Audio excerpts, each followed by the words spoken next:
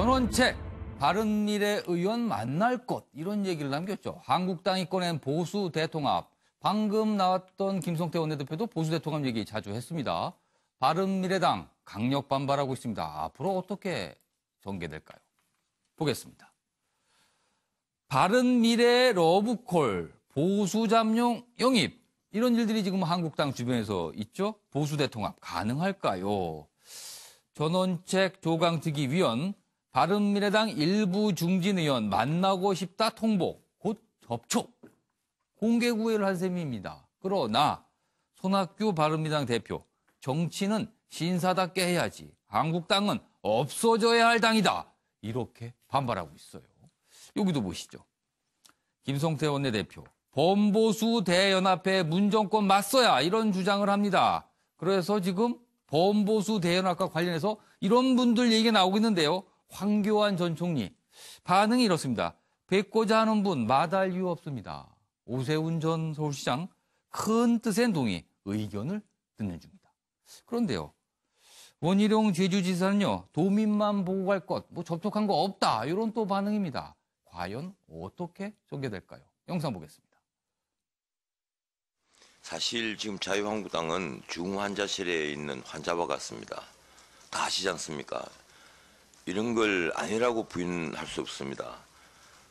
여기에 처방전을 당장 내놓으라고 하면 저희들로서는 정말 그 어려운 일이 됩니다.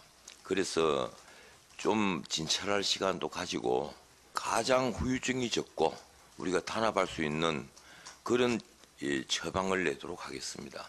그러면 다른 정당에 있는 현역 의원분이나 그런 분들도 따로 만날 계획이 있습니까? 예, 제가 이미 그 몇몇 중진들 분에게는 지역별도 좋고 또 그룹별로도 좋고 좀 만나고 싶다는 의견을 통보를 했습니다. 했고 곧 세부적인 일정을 다 잡겠습니다. 보수를 어떻게 다시 재편한다고 하는데 지금 자유한국당은 제대로 된 보수를 대표할 자격이 없습니다. 박근혜 대통령이 만들었고 박근혜 대통령을 만들었고 박근혜 대통령의 탄핵을 또 구속을 만든 자유한국당은 우리나라 수구 보수의 대표로 이제 다음 총선에서는 없어져야 될 정당입니다. 바른미래당의 중진 의원들이 다 양식을 갖고 제대로 된 개혁 보수를 또 제대로 된 중도 개혁을 추구하는 분들인 만큼 전원책 변호사의 그런 말에 따라서 움직일 분들은 아니라고 봅니다. 자, 보수 대통합 얘기가 나온 상황에서 지금 영상으로 두 가지 전혀 다른 입장을 들으셨습니다. 두 당의 미래, 한국당과 바른미래당. 양측의 속내는 무엇일까요? 그리고 그 두 당의 미래는 무엇일까요? 써주시기 바랍니다. 강기정 전 의원부터 보겠습니다. 결국 자유한국당은 홍준표, 김무성 등을 자르겠다 이렇게 메시지를 줍니다. 그러니까 자를 테니까 같이 하자. 손학규 대표는 그러지 말고 그것도 좋은데 그걸 포함해서 보수의 기치를 제대로 좀 들어봐라. 이렇게 지금 서로 밀당을 하고 있는 겁니다. 결국은 함께 합니다. 결국은 함께 한다. 네. 그렇게 전망을 해줬어요. 진짜 그럴까요? 정태근 전 의원은? 저는 함께 못할 것 같습니다. 전혀 다른 전망입니다. 지금 두 분이 완전히 갈렸습니다, 지금. 일단 지금 그 전원책 조강특위 위원도 그렇고요. 자유한국당도 그렇고 바른미래당을 만나기 전에 본인들이 어떻게 가려고 하는지에 대해서 그거를 정해야 돼요. 지금 얘기하는 게 종잡을 수가 없어요. 종잡을 수가 없다. 지금 전원책 변호사가 이전에 병치평론가 할 때하고는 지금은 다르거든요. 기준을 가지고 이 자유한국당을 혁신을 해야 된다는 사람인데 그래서 정말 종을 잡을 수 있도록 만들어주는 것이 외부든 대통합을 하든 그 전제가 돼야 되는 거고 지금 손 대표님께서 이제 자유한국당 보러 없어질 당이라고 말씀하셨는데 지금 매 중요한 사안마다 견해가 갈리는 게 지금 바른미래당의 현실입니다. 그래서 바른미래당에 떨어진 발등의 불 앞으로 어떠한 방향으로 갈 것인지를 정리하는 것이 더 시급한 문제고 어쩌면 바른미래당의 분열이든 방향을 접는 것 이것이 정계 개편의 기화가 될 수가 있습니다. 알겠습니다. 자유한국당 부대변인이신 윤기찬 변호사 설명 좀 해주시죠. 지금 상황. 저는 이제 예. 어쨌든 뭐 합쳐질 가능성이 커 보이는데요. 커 보인다. 뭐 전체적으로 다 오시진 않겠지만 예. 그런데 그걸 위해서 아마 자유한국당에서는 집단 지도 체제로 당규를 변경해서 그 얘기가 지금 나오고 있어요. 예, 그래서 기존의 단일 지도 체제 하에서는 뭐 최고위원 선출이 된다 하더라도 예, 예. 큰 역할을 뭐 못 당대표가 하시니까. 다 그냥 알아서 한다. 이렇게 일단 돼버리니까. 플랫폼을 이렇게 마련해 놓으신 것 같고, 예. 놓으실 것 같고, 그다음에 바른미래당은 선거구가 만약에 중대선거구제로 개편이 되면 나름 또 안 들어올 명분도 있죠. 이제 뭐 두세 명 뽑으니까 본인들도 되실 예. 가능성이 있지만 그 선거구 개편 문제가 논의가 급물살을 타지 않으면 빨리 들어오실 거다 이렇게 생각합니다. 알겠습니다. 차재현 교수님은 어떻게 보십니까? 예, 저는 뭐 지금 한국당이 꺼내고 있는 보수 대통합이 지금 당장은 저는 예. 뭐 실현되기 힘들다고 예. 봅니다. 아마 이 부분에 보수 통합의 대논의의 예. 논의 물꼬는 아마 내년 이맘때쯤 돼야 되지 않을까 하는 생각인데요. 그럼에도 불구하고 지금 그럼 전원책 변호사가 왜 예. 이걸 들고 나오느냐. 저는 예. 일종의 羹 먹고 알 먹고가 아닐까 하는 생각입니다. 예. 첫 번째 羹은 뭐냐. 일종의 지금 자신이 지금 인적 쇄신하겠다고 지금 정권을 휘두르겠다는 거 아닙니까? 그러니까 뭐 어쨌든 뭐 자신은 뭐 사심 없이 한다고 하지만 예. 상당한 내적인 그 갈등, 그 계파적 갈등이 생길 수밖에 없습니다. 그런데 본인이 그 보수의 통합을 내세우면서 예. 야 이것은 우리가 통합을 하기 위한 하나의 그 뭡니까 이 대의를 위한 것이라는 예. 식으로 하면서 일종의 명문적 우위에 설 수 있다는 것이죠. 예. 그러니까 이 당내 갈등을 최소화할 수 있는 하나의 그 장치인 것이고요. 또 하나는 예. 물 들어올 때 노저라고 지금 바른미래당이 소위 말하는 대주주 예. 안철수, 유승민 두 사람이 지금 빠져 있는 상황이거든요. 이런 상황에서 지금 그 갈피를 못 잡고 있으니까 예. 일종 흔들어 보자는 생각 그런 생각도 있는 것이죠. 알겠습니다. 그런 측면도 있고 그런데 반면에 지금 그 손학규 대표는 예. 그럼 또 왜 없어질 당이라고 이야기하느냐? 예. 이술과 심순애가 노는 심파그 아시죠? 예. 그게 보면 상당히 이 다이아몬드 가지고 예. 심순애를 이제 꼬시려고 하는 예. 사람이 김중배 아닙니까? 예, 이 김중배 심보라는 거죠. 그러니까 이제 사랑을 위해서 하는 것이 아니라 예. 자신이 탐욕 때문에 우리를 뭔가 한번 이 좀 그 갖고 가보려는 나쁜 심보를 갖고 있다. 아. 그러한 그 사랑의 가치, 제대로 된 혁신의 가치를 알고 와라. 지금은 상대할 수 없다는 그런 이야기 아닙니까? 바른미래당에서는 김중배 심보 아니냐 이렇게 그렇죠. 의심을 하고 있다는 예. 거죠. 알겠습니다. 정구택 변호사. 네, 저는 아마 김성태 아까 원내대표님 말씀에 답이 있다고 봅니다. 예. 왜냐하면 정권을 줬다 했는데 예. 아까 분명히 말씀하셨지만 사무총장의 권한이다 이랬거든요. 그러면 전원책 변호사 할 일이 없어요. 그러니까 조광특위 위원장이 사무총장이다. 그렇죠. 그리고 정리했다. 비대위에서 예. 어쨌든 사무총장의 권한이고 많은 부분을 준다고 했지만 예. 이 전원책 변호사가 올 때는 뭐 정권을 준다고 왔는데 예. 와보니까 할 게 없는 거죠. 어찌 예. 보면. 그래서 저는 이제 역할 찾기다. 그러면 결국은 이제 보수 통합으로 하면서 이제 약간 내 역할은 외부적으로 할 일이다. 예. 내부적으로는 어차피 나는 그냥 조강특위 위원 중에 한 예. 사람일 뿐이 아닌가. 그래서 어쨌든 자기 역할 찾기라고 보고요. 예. 그게 어떻게 성공할지는 이게 이 조광특위 위원 한 분이 이게 보수 대통합을 할 수 있는 일이 아니거든요. 예. 비대위원장조차도 어떻게 예. 할 수 있는 일이기 때문에 그다음에 뭐 손학규 대표 말이야 당연히 내부 예. 단성종이다 이렇게 보고 혹시라도 네, 혹시 불안하니까. 물론 이제 그 만나고 이러면 예. 당연히 언론의 주목을 받고 예. 흔들 수 있기 때문에 내부 단속, 단성용 내부 발언이다. 단속. 예. 알겠습니다. 자, 최영철 편집위원. 예, 결국 두 당이 합쳐질 겁니다. 우리나라 사람들이 합쳐진다. 지금, 예, 어. 다당제에 익숙하지 않아요. 사실 정치라는 것이 예. 굉장히 관성이 강한 체계이기 때문에 예. 그 우리나라의 그 정치적 관성이라는 것이 결국 양당제거든요. 그 양당제로 결국에는 수렴할 수밖에 없는데 예. 결국 두 당이 저렇게 싸우는 이유는 예. 결국 지금 큰 집 노릇을 하고 있는 자유한국당이 큰 집으로서 시원찮다는 것이죠. 예. 결국 자유한국당이 지금은 큰 집으로 이름을 하고 있지만 예. 결국은 언젠가 또 부서질 가능성이 크기 때문에 바른미래당 입장에서는 지금까지는 큰 집이었지만 예. 앞으로도 큰 집일 가능성이 별로 없기 때문에 예. 내가 큰 집도 될 수 있다. 이런 것을 보고 지금까지 밀고 당기기를 계속할 것이고 예. 결국에는 총선에 임박해서 두 당이 합쳐지는 그런 결론에 이르게 될 겁니다. 알겠습니다. 자, 이번에는요. 종종 정치 구단이란 평가를 받는 이해찬 더불어민주당 대표 이야기 좀 해보도록 하겠습니다. 바로 들어갑니다. 보시죠. 국감 흔든 오이사 조치 해제 논란, 이해찬 대표 의도된 내용일까요? 아니면 우발적인 걸까요? 트럼프 승인 파문까지 불러왔는데 어떻게 봐야 될까요? 여기 있습니다. 발언마다 후풍풍이 부는 것 같아요. 이해찬 대표의 말 의도일까요? 아니면 실수일까요? 국가보호법 재검토. 이게 논란이 되니까 평화협정이 우선이다. 일단 수습을 했어요. 그러나 자유한국당 상사에게 보고하나 이렇게 강한 반발을 불러오고 있습니다.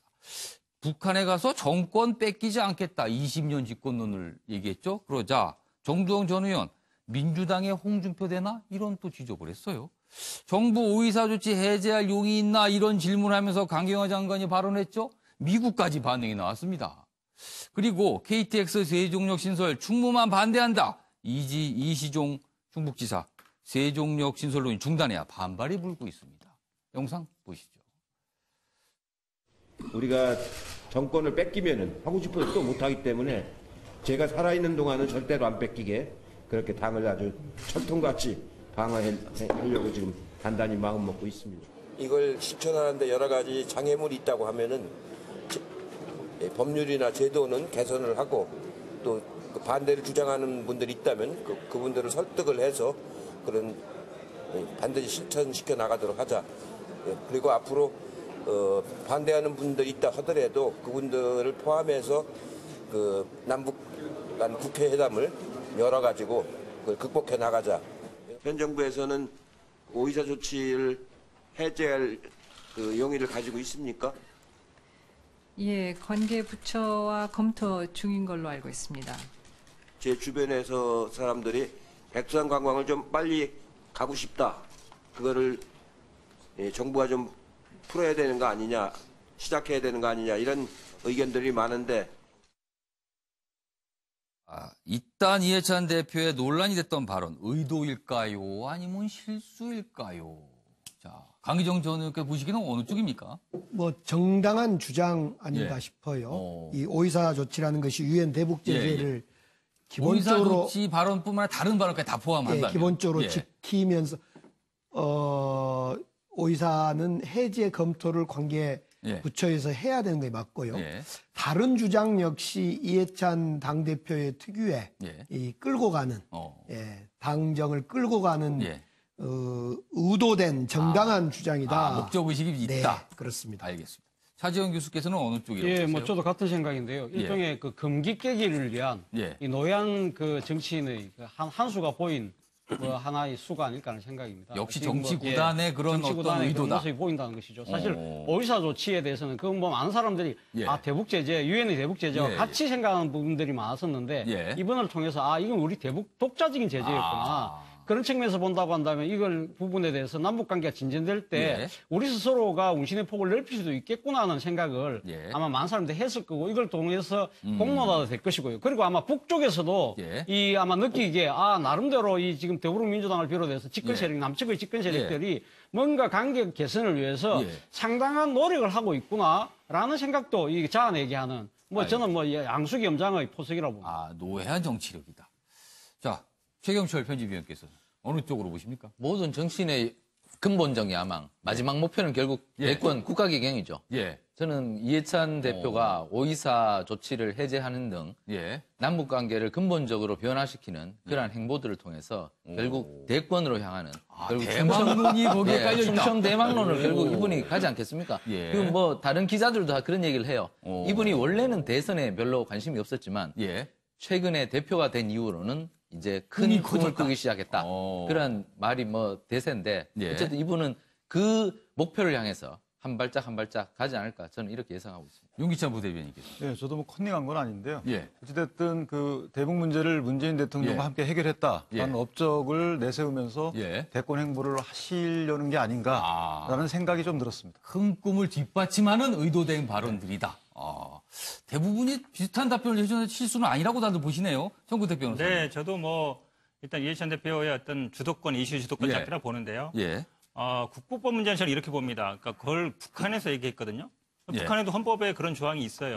야, 우리도 이런 거 얘기할 테니까 너네도 한번 얘기해봐라. 그런 의미도 있다고 봅니다, 저는. 물론 더 어렵겠죠, 우리 국부법보다. 그다음에 정권을 안 뺏기겠다는 얘기는요. 그런 얘기도 있습니다. 우리가 어쨌든 그전에는 이 정권 말기에 이 남북회담이 됐는데 지금 초반에 했으니까 니들이 신경 써서 빨리 진행하지 않으면 이게 어떻게 될지도 모른다. 이런 의미가 있다고 보고요. 알겠습니다. 지금 오이사 조치 같은 경우에도 미국이 어쨌든 제재에 계속 굉장히 엄격하고 있는데 제재라는 게 결국은 이게 뭔가 주고받는 과정이 우리도 좀 우리도 주고받을 게 뭔가 있다. 지금 트럼프 대통령만 갖고 있는 게 아니고 우리도 뭔가 이렇게 주고받을 게 있지 않느냐 이런 걸 좀 환기시키는 측면이 있다고 봅니다. 그러니까 주도권을 잡기 위한 확실히 의도된 발언이다. 네. 모든 분들이 공통되게 분석을 해주셨군요. 실수는 아닌 걸로 일단 저희 뉴스와이드에서는 분석을 했습니다.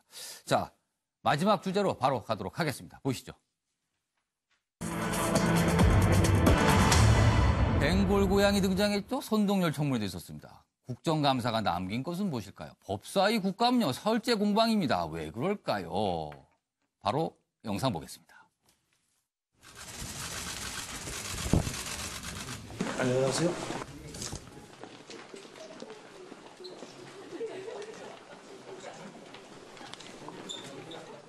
MP그룹 대표이사가 증인으로 하겠습니다. 먼저 백재현 의원님. 저는 참고인으로 우리 백종원 우리 대표님을 불렀는데 바쁜 시간에 참석해 너무 감사합니다. 지금 대한민국에 있는 많은 외식업과 관련된 프랜차이즈점들이 어려움을 겪고 있다는 데는 동의하시죠? 네네네. 가장 큰 문제가 뭐라고 생각하세요? 사실은 비싼 임대료? 예, 아닙니다. 너무 많습니다. 구조조정 우리나라가 사실 제가 조사한 바에 의하면 인구당 매장 수가 너무 많다고 봅니다. 사실 경제 원리는 어떻게 이거 하지 마라 하라 할 게 아니라 자연적인 치유가 되지 않나 생각하고 있습니다. 그건 제 개인적인. 백 대표께서 프랜차이즈를 이렇게 만들어가야 된다. 소견이 있으면 좀 얘기를. 예, 감히 말씀드리면 우리나라 같은 경우는 사실 외식업을 너무 쉽게 할 수 있는 상황입니다. 미국 같은 경우는 저도 미국에 매장을 준비하고 해봤지만 미국 같은 경우는 새로운 자리에다 매장을 열려면 최소한 1년, 2년이 걸립니다. 저희 같은 경우는 신고만 하면 바로 할 수 있는 게 문제고 사실은 식당을 준비하는 분들이 그렇게 쉽게 오픈할 수 있다 보니까 제가 골목식당이나 방송을 하지만 사실 이게 오해하시는 게 이게 식당을 하라고 부추기는 거라고 오해하시는데 그게 아니라 하지 마세요라는 거거든요. 준비가 없으면. 네, 정태근 전 의원님. 지금 뭐 백종원 씨, 유명한 유명인이죠. 그리고 선동열 감독도 나왔는데 이 유명인을 국감 증인으로 부르는 거, 참고인으로 부르는 거 이거 어떻게 보세요? 부를 수 있죠. 하지만 불러서 적절한 질의를 해야죠. 요즘 보면 민주당 의원들이 사과할 일에 대해서 사과를 잘 안 하는데요. 아까 이해찬 대표 평양 발언도 마찬가지로 노후로 넘길 문제가 아니거든요. 지금 손혜원 의원이 예를 들면 선동열 감독한테 사과를 하든지 대표팀 감독에서 사퇴하든지 연봉 문제까지 거론하면서 얘기했단 말이에요. 근데 야구라는 게임이 4번 타자들만 데리고 하는 게 아니에요. 라인업이 다 위치에 맞게 그러고 감독이 가장 컨디션이 좋다는 사람을 뽑아서 하는 거거든요. 예를 들면 LA 다저스가 포스트 시즌에서 1차전 선발로 누굴 내보냈어요? 유현진 내보냈잖아요. 당연히 그러면 커쇼를 내보냈어야죠. 그러면 로버츠 감독도 실력대로 안 했으니까는 그럼 뭐 사과라든지 감독을 사퇴해야 됩니까? 야구를 모르면서 저런 얘기하면 안 돼요, 국회의원이. 예, 강기정 전 의원께서. 선동열 선수 같은 경우, 감독 같은 경우는 민주당, 자유당, 바른한국당 세 당이 바른한국당이요. 바른미래당. 바른미래당, 한국당 세 당의 의원들이 증인으로 불렀어요. 증인으로 부른 거에 문제가 아니라 불러서 제대로 송곳질을 했어야죠. 질문이 좀 벵갈 고양이도 불러놓고 질의를 안 했잖아요. 그것도. 네, 증인을 불렀으면 질의를 제대로 해야 된다. 알겠습니다. 증인을 부르는 게 문제가 아니라 질문을 잘해야 된다. 이렇게 결론을 내주셨습니다. 오늘은 이 정도에서 마무리하겠습니다. 채널 고정하시면 MBN 뉴스팔로 바로 이어집니다.